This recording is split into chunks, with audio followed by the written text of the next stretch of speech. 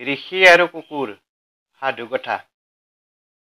এখন আশ্ৰমত এজন ঋষিয়ে থাকি নিয়মিত ধ্যান আৰু প্ৰাৰ্থনাৰে দিনবোৰ পাৰ কৰিছিল।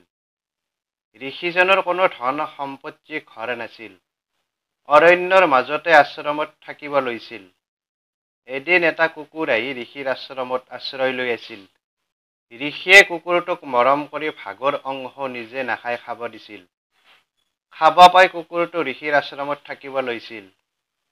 এদিন কেইটামান চোৰে ৰাতি ঋষিৰ আশ্ৰমত প্ৰৱেশ কৰি ঋষিক আক্ৰমণ কৰিবলৈ লওঁতে কুকুৰটোৱে চোৰকেইটাক কামুৰি কামুৰি খুনীয়া কৰিছিল। কুকুৰৰ কামোৰ খাই চোৰকেইটা পলাই গৈছিল। ঋষিয়ে ধ্যান কৰি সকলো বুজি পাই কুকুৰটোক কোলাত তুলি লৈ কৈছিল, হে কুকুৰ, তুমি মোৰ আটাইতকৈ বিশ্বাসযোগ্য সংগী। কৰুণাৰ পৰা জন্ম পোৱা অনুগত্যৰ প্ৰতীক।